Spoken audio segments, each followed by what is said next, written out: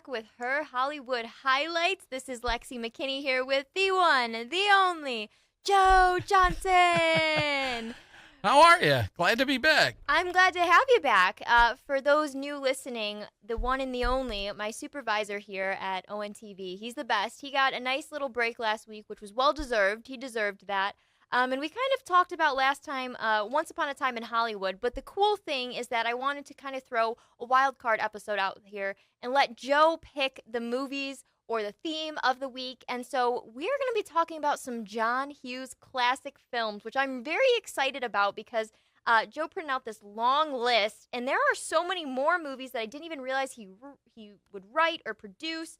And some of them are really some of my favorite holiday movies. There's a Thanksgiving movie that you can't forget about, too. We got some really great stuff to talk about today. So first and foremost, Joe, what is your favorite John Hughes film and why? Well, that's difficult to pick just one. And that's when you proposed to me that I come up with the topic for this podcast, I'm like, I can't just do one film. We kind of have to talk about John Hughes' body of work. Keep in mind that, I graduated from high school in 1984, and a lot of his movies were coming out during that time period. And those that were considered, coming of age films, they spoke to me because I was living it as I was seeing it depicted on the screen. So, when you see a movie like The Breakfast Club or 16 Candles, yes, that really reflected me going to high school. And so me and my friends and family, we all related to these movies, and they were very personal for us. And even though John Hughes was a little older, for some reason, he got it. He saw the world through our eyes, and he bonded with his actors like Anthony Yes. Michael Hall and Molly Ringwald, even though they were like 16 years old at the time they were doing movies like 16 Candles. He hung out with them, and they were like all really close friends. And so somehow John Hughes just really captured the voice of that generation. So it's difficult to pick just one. I mean, there are some movies that he wrote that he didn't necessarily direct. And then, of course, there are some movies that he directed. So when it comes to movies that he wrote, one of my all-time favorites, and these are movies that are on my top 100 favorite list of all time. You have a whole 100 top list? Yeah. Oh, I want to see that I'm going to have to challenge list. you to come up with your 100. It was inspired by the American Film Institute. Back around the time when Titanic came out in 1997, the American Film Institute did their 100 greatest American films. And I'm like, I want to do that. And it was fun putting together my 100. Super cool. Yeah. The problem is, hard, though. it's That's a hard Every thing. time I see a new movie that I love, I have to pull something off the list to add something new, and that's really, really challenging. It's pretty solid right now. I haven't added many new movies recently to that list.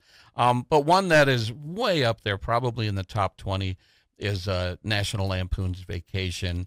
The classic American cross-country road trip. Just about every family can relate to that. Yes. I remember my family did a road trip to Disney World in Florida. So down and so south. we had I think it was a station wagon, and we had a couple of families combined, and we drove from Michigan to Florida to Disney World.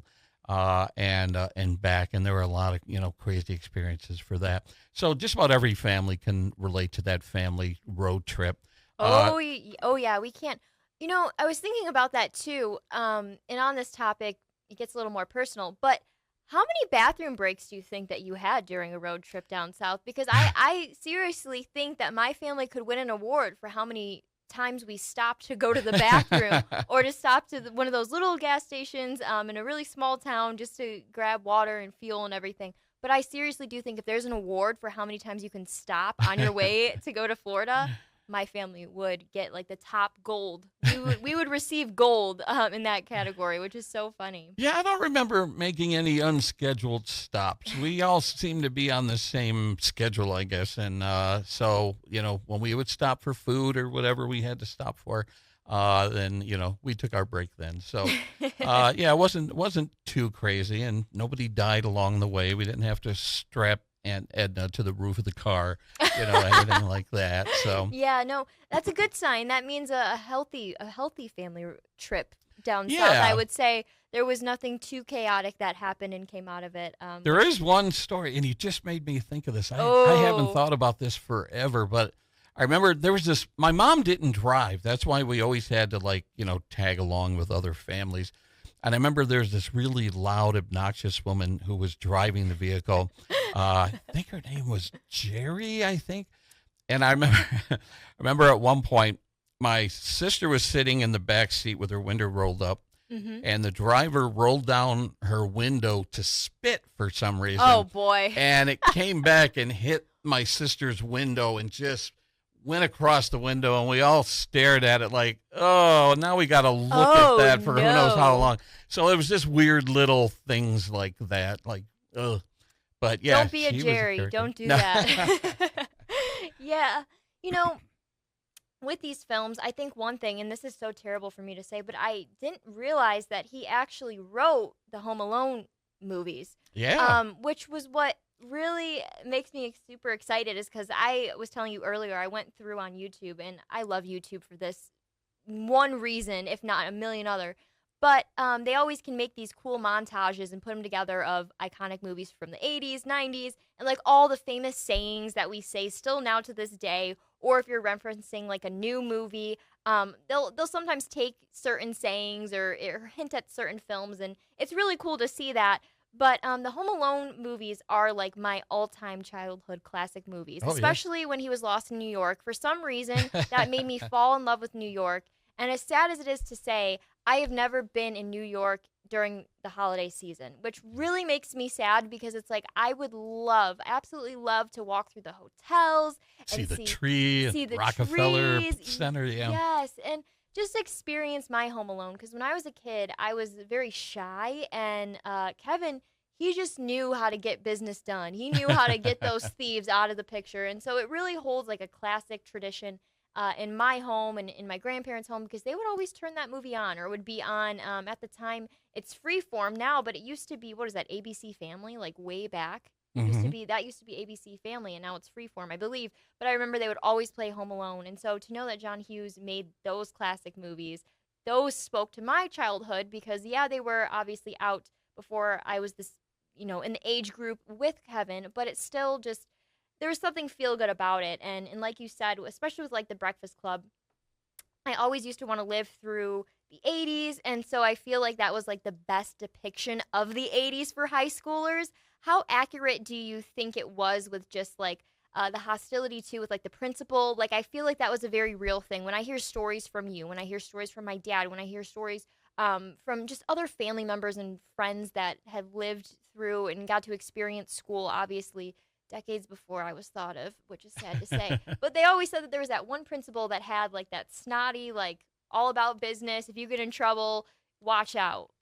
Yeah, we didn't. I mean, our principals, we didn't dislike the principal, but I remember in high school, we kind of made fun of him behind his back. He looked like a bulldog. And so we called him Bulldog Perry behind his back. Oh no. So I have memories of that. But yeah, I think Breakfast Club is really, really accurate. I don't know if you can, divide the entire student body into four main cliques like the movie did. Was there four or five? Well, I think there was five. five, right? Because there was Yeah, the yeah. rebel, like she's like the jock. girly princess, Yeah. the kind of outcast character, Yeah. and then more And then of a the like nerdy. the nerdy Yeah. school book smart character. Yeah. Yeah.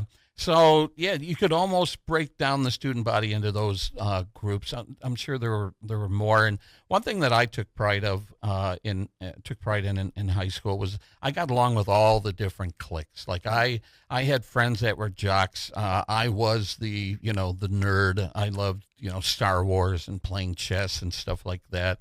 I was friends with everybody. So if I had to pick one character from the Breakfast Club that I related to the most, it would be Anthony Michael Hall's character of the kind of geeky Yeah. guy. And the thing that kind of saddens me about Breakfast Club is they kind of paired off into couples, except for did, Anthony except for Michael Hall. him. He doesn't get the girl in the end, and that I could relate to that too. So, but That's yeah, so That's so shocking, though. Like you've got such a great personality, but I know what you mean. It was just like he was kind of the lone wolf at the end, and that's kind of Yeah, a bummer. I yeah. mean, why? He deserved love too. And he played kind of this similar character in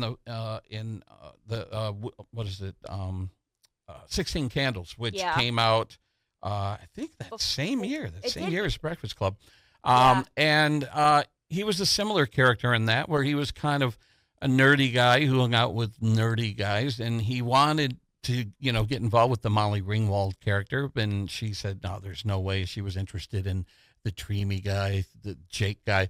And Yeah. what was fascinating about that, and something that I really related to in that Mhm. particular movie, 16 Candles, is that when he realized that he didn't have a shot with Molly's character, he befriended her, and Yes. he kind of brokered the deal between Jake and Molly's character, and kind of helped bring them together. And I really admire that, and I can really relate to that. That he, instead of being jealous and trying to sabotage the relationship, he helped bring them together, and I thought that was really cool. That was a character that, like I said, I really related to. So It was a feel good moment. yeah. It was a feel good moment too.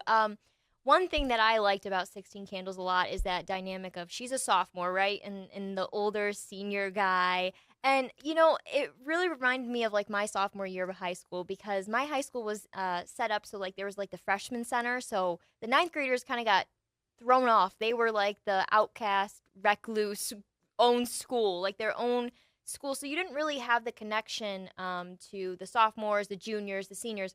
And when I became a sophomore and transitioned into the big high school with all of the classes and everything, it was like there was always that one senior that every sophomore had a crush on. And at the time, there was actually more than one. I mean, there would just be so many. I remember when I used to do competitive dance, one of the older seniors in my group, she had a boyfriend, and I thought he was so cute. And I was like, "Oh, you're so lucky! You have such a cute boyfriend." But there was always that one, and at my high school, one I can remember is everybody liked this guy Jake.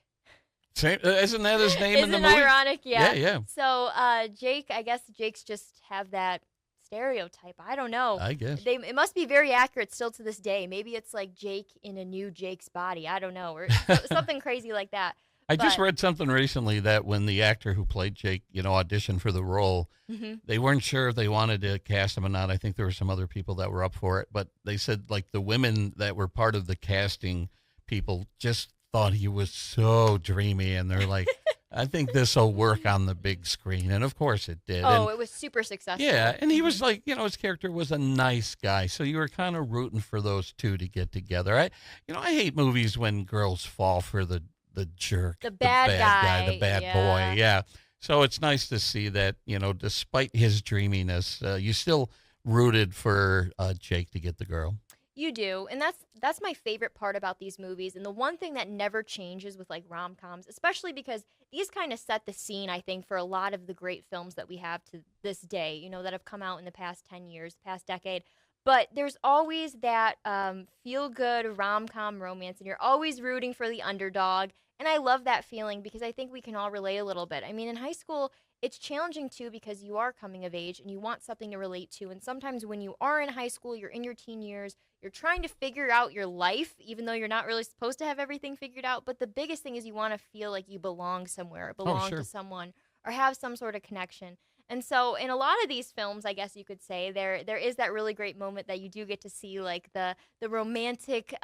They run off in the sunset together. They're happy in their own unique ways, and I think John Hughes really did a great job complimenting and making sure that it was accurate and there was positivity. Because nowadays, some of the rom coms that I've seen have not ended that way. There's been Yeah. like there was one in particular, and of course I'm not going to remember the name. It was Well, I know La La Land had that shocking uh, ending where you expected yeah, them to get together, and spoiler alert, they that's don't. not how it ended. But I think that's what makes 16 Candles work is, for the bulk of the movie, is it Claire? I think Molly played character Claire. I Claire, might have to look that up. But throughout the bulk of the movie, she's having a miserable day. Her awful. family forgets her birthday. Her sister's getting married, and it's kind of brutal at first. You're like, man, she's just getting it from all sides. Mhm. There's the one scene where she's like, I can't believe I got felt up by my grandma. And then I think what makes 16 Candles works is that happy ending, that Yes. all the stuff that she went through. And there were some, even though it's a laugh out loud funny movie, there's some sincere moments like between her and her father where both her father and her mother apologize, like sincerely apologize for forgetting her birthday. And so the happy ending, I think, is what makes that movie work. If it didn't have that happy ending, I don't think it would have been as successful as it was. No, probably not. But I think it's like you said. I think it's good too that a lot of these movies do have a happy ending. Just because some of them nowadays don't. And like you said, La La Land. There was one in particular where, oh, I don't know the name of it, and I don't even want to try to Google it up. But it has Jennifer Lawrence from The Hunger Games in it, which she's Hmm. like a very iconic actor of this time. And she's been in a lot of great films. But she kind of plays like this girl that is basically like paid to date this guy that's considered like the nerdy, like doesn't get love guy. And they don't end up together. And it kind of makes you sad because it does have a decent ending, but like Yeah. it goes all over the place. And Mm. I feel like for continuity's sake, I like the movies where you kind of know how it's going to end when it comes to the characters that you want to see together because it just demolishes you as the viewer too. You're the audience and you're like, man, they're not even dating, they're not together, something horrible happened. And of course you have to have like the scene where the music starts to amplify and it really gives you the lovey-dovey feels. And it brings me back to high school because when you have like your first real crush or whatever, your first date to homecoming, or for me, I didn't really do a lot of the whole dating thing in high school. I had like my best guy friend, and now we're together magically. Funny how that works. But he was like the nice guy that was he was a jock, but he was also kind of nerdy in his own way, loved video games. And so he had like the best of both worlds, he likes to Yeah. call it, I think, because he loved sports, but he also didn't want to always be in a crowd. He wasn't Yeah. always like the people person.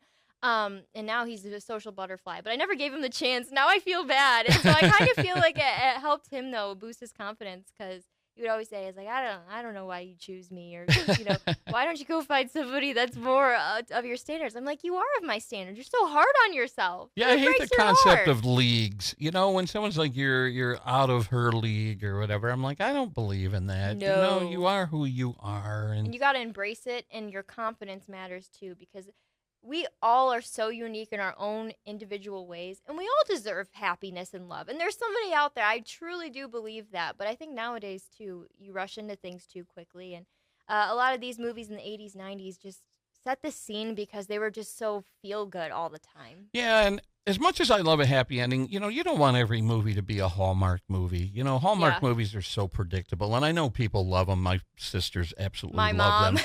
And, the big city guy and the, small town girl or whatever, they're going to get together in the end. They always do. And, those can be entertaining, but I like when a movie kind of throws a twist at you like La La Land did. Hmm. They don't all have to be predictable all the time. So, Yeah. yeah.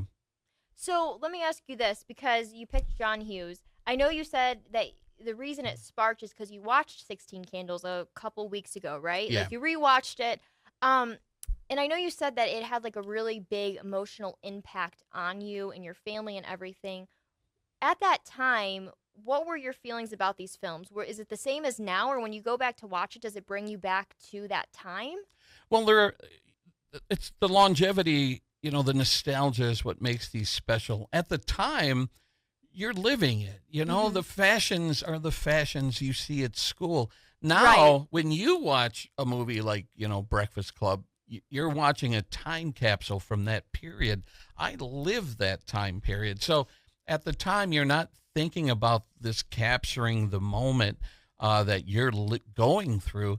It's only with the benefit of hindsight that you look back and go, man, these movies perfectly captured the 80s at that period. And that's what makes them so special. And you know what's so hard for me to believe? Like, as you and I sit here and talk about these movies that came out in the 80s, Mm-hmm. that would be the equivalent of me back in the 80s talking to someone about the movies that came out in the 40s. Yeah. Like those in the 80s, those 40s movies were classics. Now we're looking back at the 80s the same way with that nostalgia that these movies were classics and sort of time capsules of that particular period. But that's why I love to revisit them because they allow me to revisit that period where everything just seems so fun and innocent, and not like today. There's so much bad news and stress going on in the world. The 80s for me is kind of an escape because it was such an innocent time period. I was gonna say, I think the best feeling for me, and the reason why I should get into this because it is real and it's raw, and I think that's the best kind of conversation you can have, especially on a podcast. Um, Movies have always been my way to escape something. Oh yeah. And I don't know, I think it's different for everyone. Like you said, it depends on what you're going through and where you're at in life. But for me, going to the theater, especially there was a time in high school where I was just trying to get through senior year and figure out what I wanted to do with college and everything because there's always that pressure that kind of you feel on your shoulders like what am I going to do next? What is the next? Cuz you're so used to the now that you're like what's the next? And I would go to the theater and sometimes I'd even go by myself and that sounds sad, but for me it Oh, wasn't I sad. always go by myself. It You're wasn't sitting in sad. a darkened room, so who and you're cares? eating buttery popcorn and a slushie. Where can you go wrong, right? But there was something about it where it was an escape because no matter what kind of movie you were seeing, you just left your own reality. You almost got to like leave your body and just enjoy something. There was no need to stress. There was no like, okay, now I need to turn off the TV and go to bed because I have class tomorrow or I have to go to work tomorrow. It was just you're in the theater, you're eating a good snack, you're happy, you're learning about these new characters, you're feeling involved in the story somehow. I love a movie that can do that. And a lot of these it's like that. Like The Breakfast Club, I feel like I could relate. I used that the library scene in the halls and I almost like mirrored it to my reality when I was in high school. And there's something about it that just brought me back. Like you can almost smell what your school would smell like, the Yeah. food, the different interactions, walking past people, your friends, and it was kind of nice though in the Breakfast Club too, just to see that dynamic of how they were working with each other and realize that maybe we're not that different. I mean, I like that component in movies too, is when you've got two characters that seem so far off, but then they realize there might be some sort of like, hey, we've all been through something and Yeah. we're all gonna go through something. There is that moment, though, in The Breakfast Club that, in a way, makes me sad a little bit. And I hope it, if these were real characters, I hope this wouldn't necessarily be the case. But there's a moment toward the end of the film when Anthony Michael Hall says to the group, come Monday, are we going to acknowledge each other in the hallways? Are we going to be friends after what we've gone through here today? And Molly Ringwald's character said, probably not. And I was like, really? The worst line of the whole movie. Yeah, after this bonding experience, she basically said that she's going to return to her clique and he should go back to his clique. And that kind of made me sad. You would think that, they learned from this experience and would share that with their friends and say, we all have something in common. And it just makes you wonder if come Monday, did they acknowledge each other's existence? That's something to think about. It's like a cliffhanger in your own mind too, because you're thinking about it in terms of like you get so emotionally attached to some of the characters. I mean, you really do. Yeah. And that's what's so great about actors and actresses is that they do a very great job of bringing a character to life. Mm-hmm. And there's so many movies. I'm sure your list is super long where you can mention one actor in a time or that same actor that has played multiple roles. Like we talked a little bit about Brad Pitt and Leonardo DiCaprio, Margot Robbie, who have played a variety of different roles, different types of people. And there's something so heroic about it too when you are in Hollywood and you are bringing these things to life because it really touches the world. I mean, that's the one thing. There's always division between politics and what's going on in the world, but the one thing that kind of brings you together is some of these films, and you don't realize it all the time, but there's something about that. But it does make me really sad. I hope that they ended off connecting again in school because I feel like I totally would have. After that, like, you're never going to forget that day. Are you? I don't know. I don't think so. But there's something good about it. This might be a good time to segue into our little audio clip. So, you said, is there an actor that, portrays these roles that really speak to me? And obviously through the 80s, there's an actor who had a string of hits that most actors would be jealous of. We're talking about Anthony Michael Hall. And, watching those earlier movies, he seemed like an old soul trapped into the body of a 15 or 16-year-old. He seemed so wise beyond his years. And, he appeared in several John Hughes movies. And then he kind of later on in his career, he kind of beefed up. And shockingly, he started playing the bully in some of these movies a little bit later. But I had the pleasure of meeting him at the Motor City Comic Con.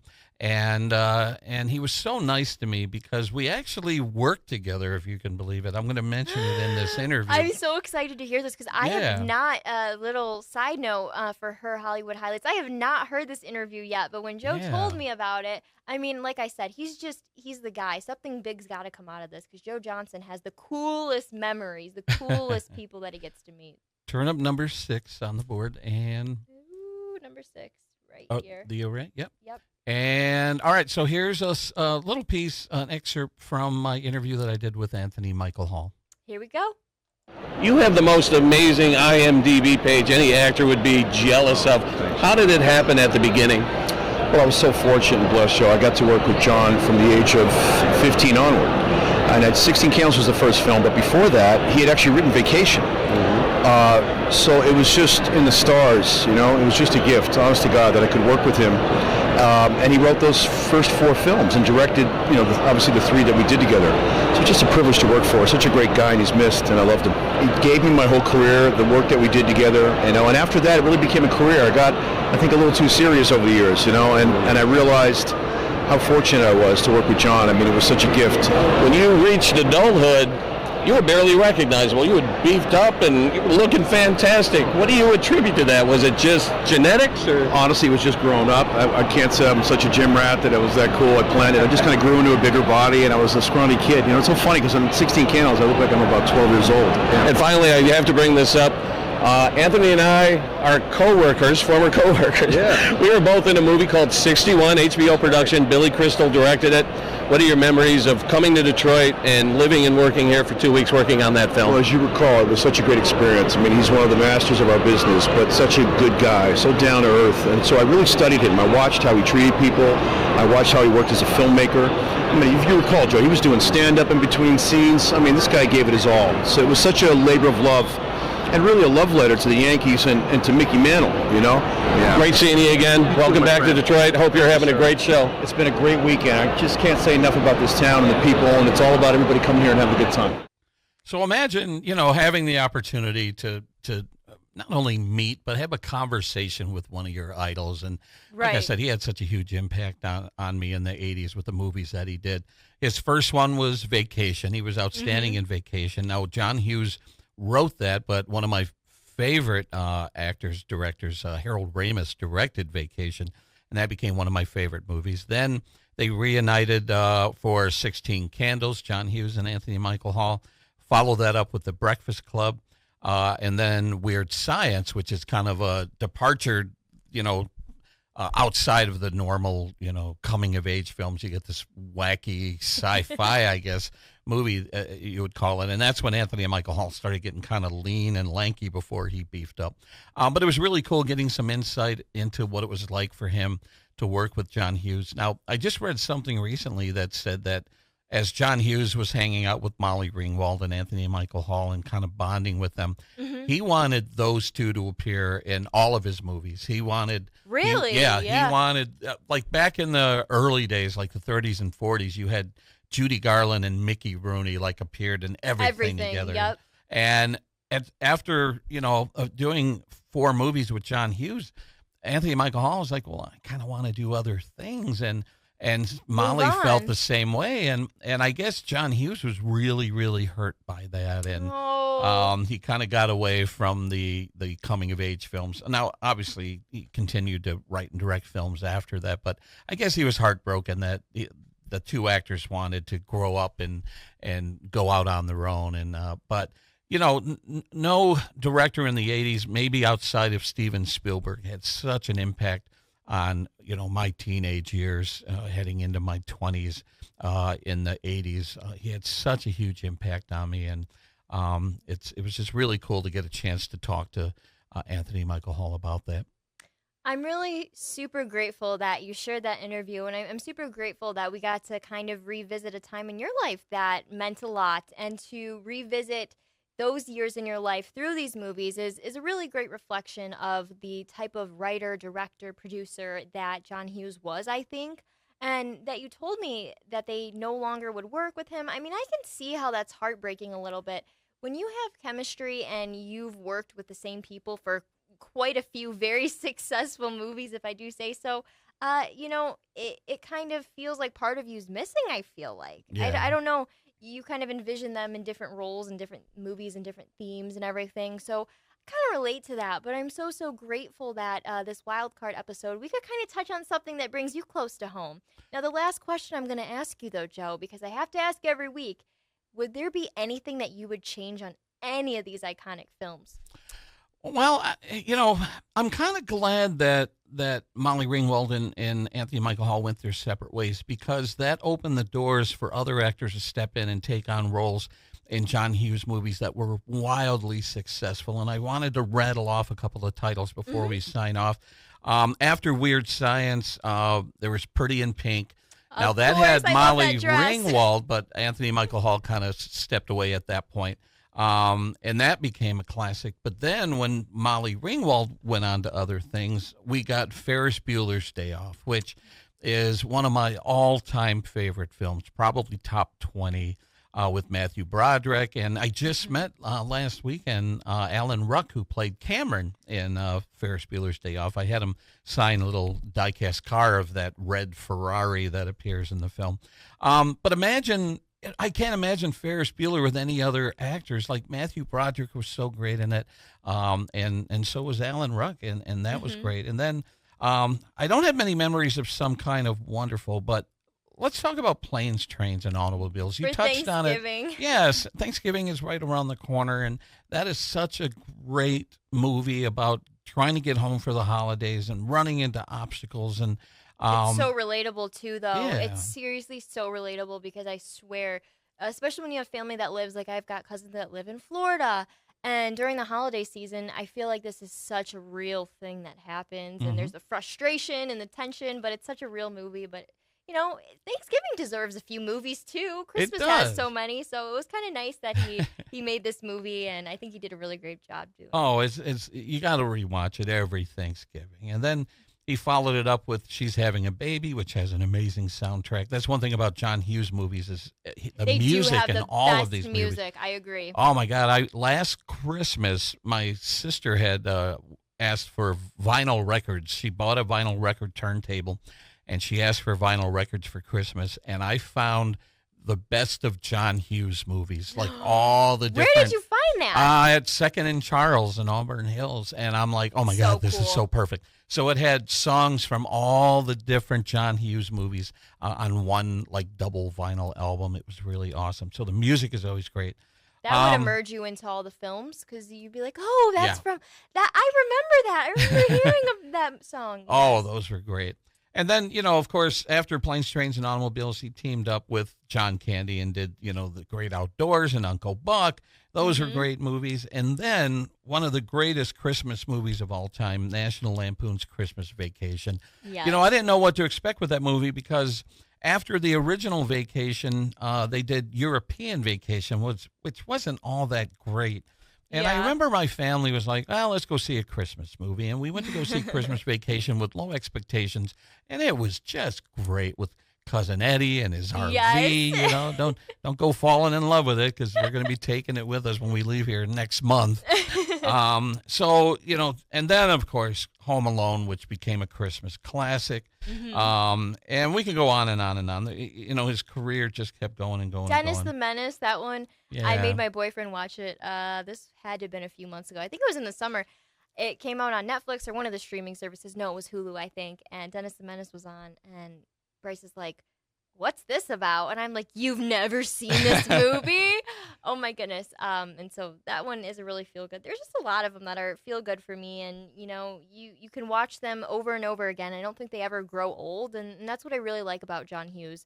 Is none of his stories ever grow old. You can rewatch them and still get the same feelings. And that to me is what really makes somebody stand out in the film industry is when you can create something that we hold so near and dear to our heart and that you kind of immerse yourself into the stories. It's the best thing in the world. You're right. They're timeless. And even though, a lot of those depict 80s fashions and stuff, you can go back and watch those movies like you would, Jimmy Stewart or Cary Grant movies where you just never tire of them. You watch them over and over and over. And then, the sad footnote to this whole thing is that, we lost him at a fairly young age. It's really unfortunate. And, you can't help but think about what movies he still had in him when he passed away. He died at like 59, I think, which is just way too Way too young. young. But luckily he left us this legacy of classic movies. And like you said, when I'm immersed in a darkened movie theater watching these movies,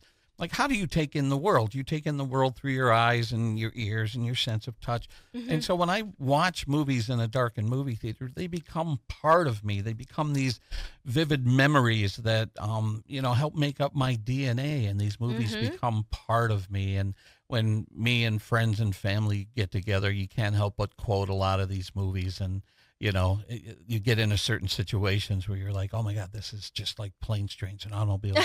This is just like 16 Candles, So he left a legacy that he could be proud of, and it's sad that he's gone, but you could always sit down and watch any one of his movies. Oh, 100%. And I'm so glad that we could talk about this because, I always tell you that I wish I could have lived in the 80s. And so to see that and to hear that he depicted these movies so well and brought everything to life, I kind of feel like I can go back to that time and actually live through it, which that's a powerful thing, too, is to see how culture and society and everything has shifted since then.